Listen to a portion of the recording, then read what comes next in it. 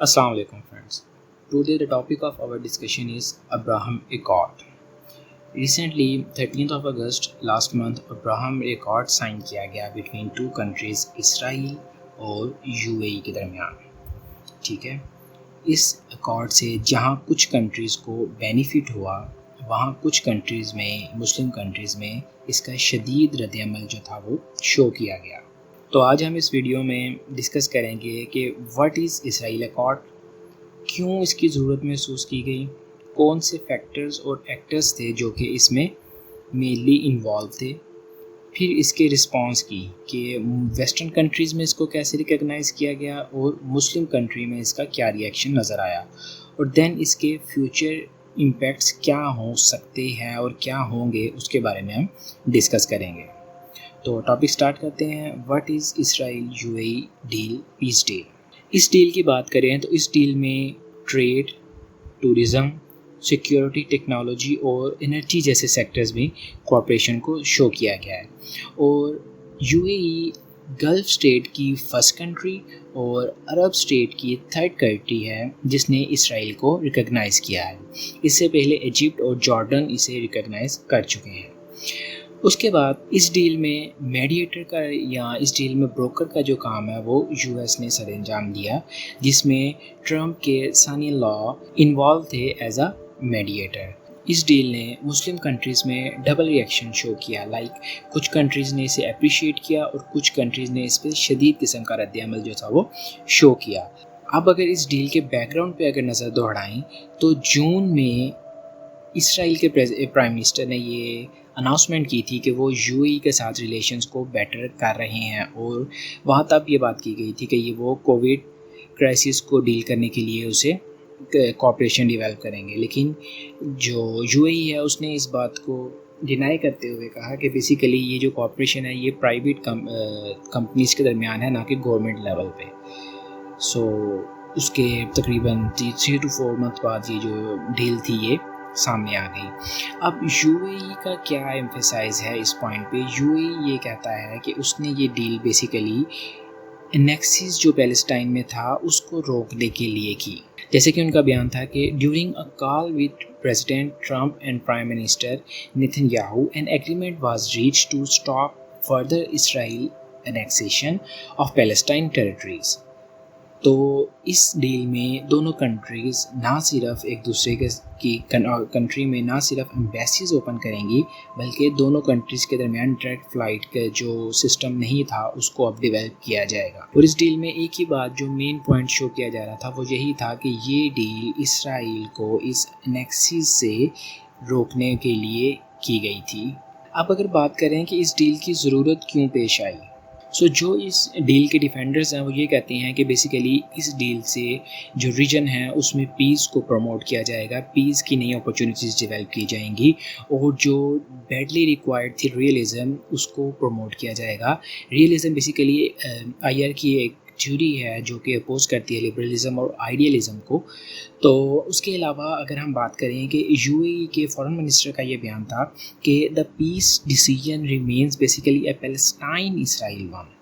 The bold initiative of शेख Mohammed bin Zayed has allowed by banishing the specter of annexing Palestine land more time for peace opportunity through the two-state solution. तो उनका एक ही emphasise था कि ये deal basically Palestine के point of view से की गई है, पैलेस्टाइन में पीस डेवलप करने के लिए और एनेक्सिस को रोकने के लिए किया गया. लेकिन अगर हम नेतन्याहू प्राइम मिनिस्टर के बयान को देखें जिसमें उन्होंने कहा कि agreement that annexation is merely is in suspension and not completely off the table. तो ये तो उनके पूरी डील के जो बेस है उसको डिस्टर्ब करता है.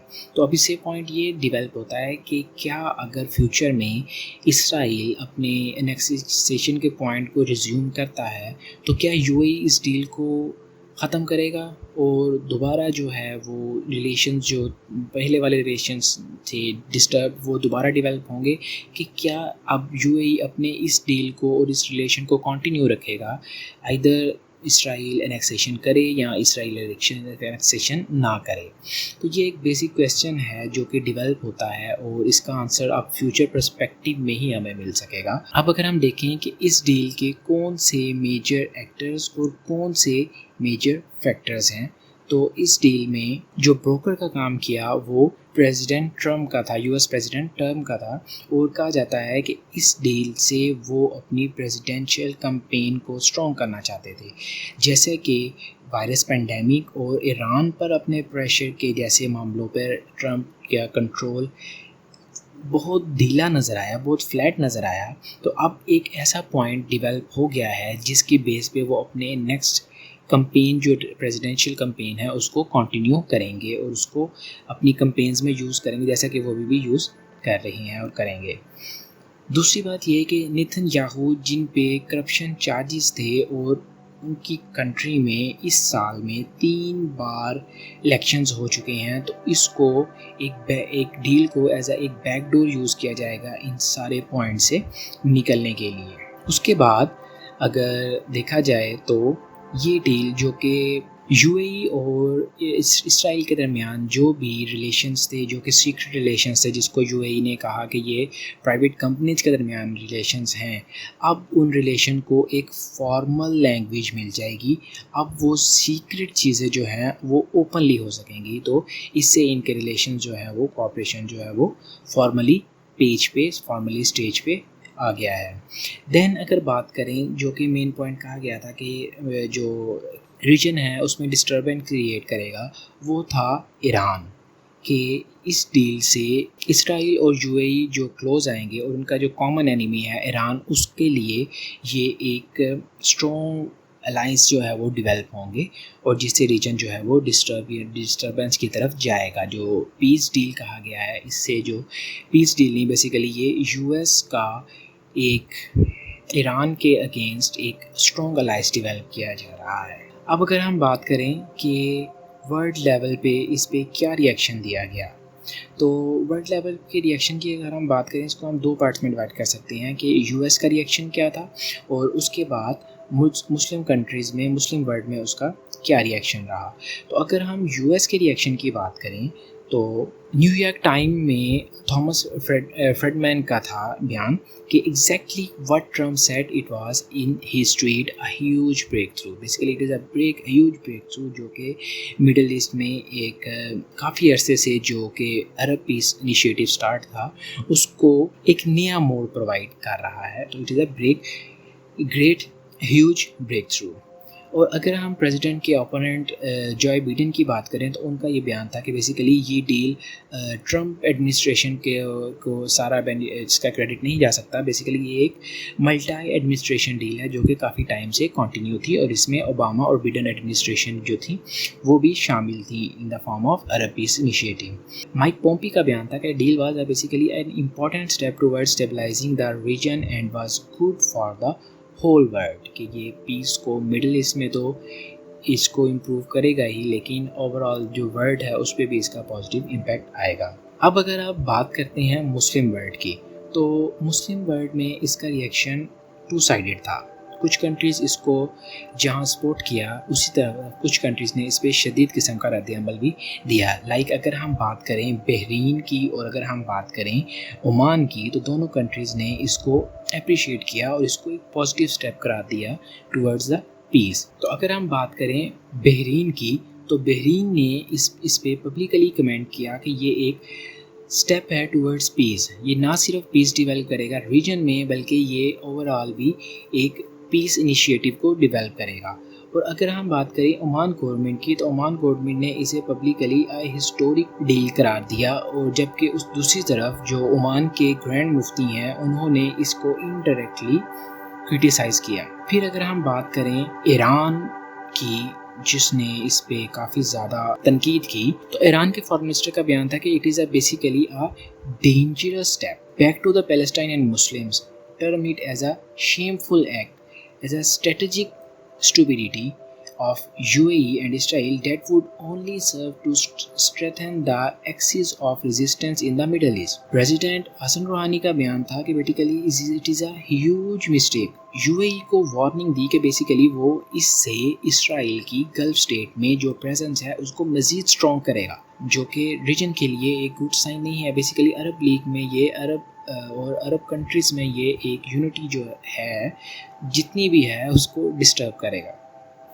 देन फॉरेन मिनिस्टर का बयान था कि it is basically baited against Arab and non Arab countries in the Middle East. जबकि इसी पे GCC ने ईरान के थ्रेट को कंडेम कर रहा था और उनका ये बयान था कि वो ईरान UAE के इंटरनल मैटर्स में इंटरफेयर ना करे और GCC UAE के साथ हर थ्रेट के लिए उसके साथ जो है वो स्टैंड करेगा.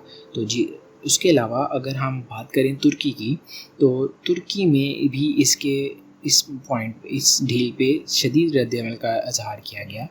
जैसे कि तुर्की के फॉरेन मिनिस्टर का ने इसे कंडेम किया और कहा कि people of Middle East would never forgive and forget what the UAE did, or it is a basically violation of 2002 Arab Peace Initiative. Arab Peace Initiative क्या था कि तमाम कंट्रीज़ जो हैं वो इसराइल का बाइकआउट करेंगी जब तक कि वो पैलेस्टाइन को रिकग्नाइज़ नहीं कर लेता. तो ये अब उसके अगेंस्ट बयान जाएगा. दूसरा, जो तुर्की के प्रेसिडेंट हैं उन्होंने इसको स्ट्रॉन्गली कंडेम किया और अपने डिप्लोमेटिक रिलेशन जो हैं वो UAE के साथ ख़त्म किए और अपनी जो एम्बेसडर है उनका अबू धाबी में उसको वापस बुला लिया.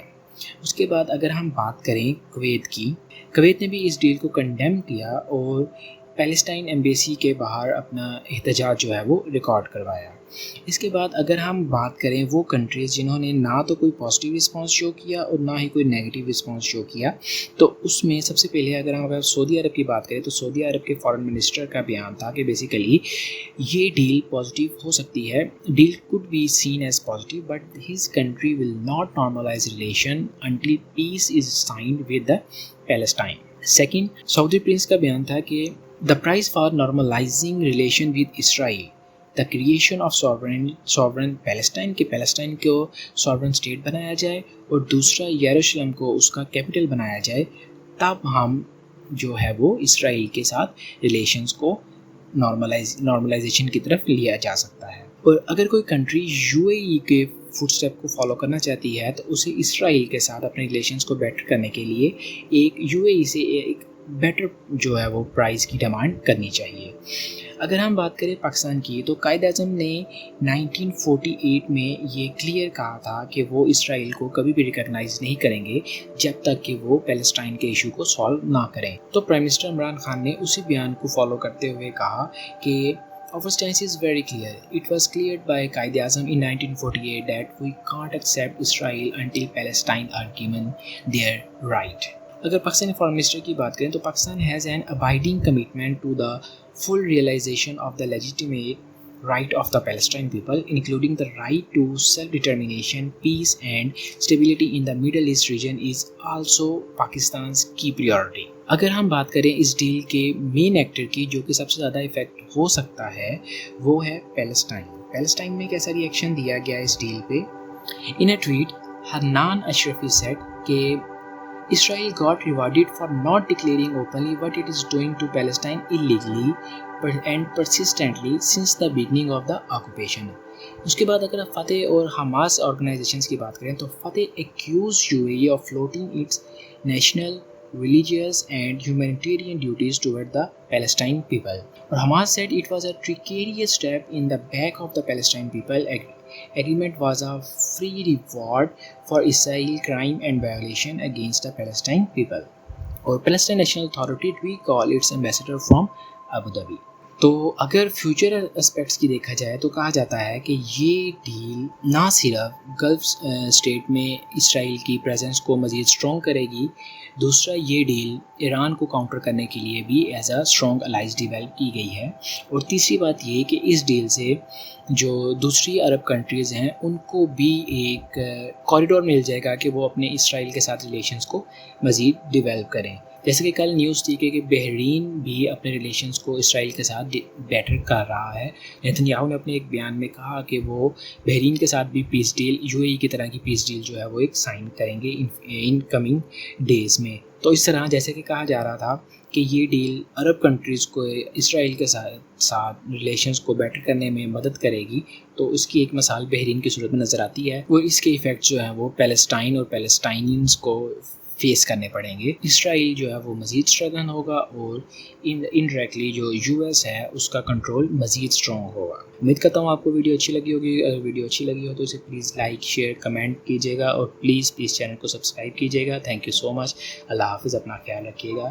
انشاءاللہ نیکسٹ ویڈیو کے ساتھ آپ سے ملاقات ہوگی. اللہ حافظ.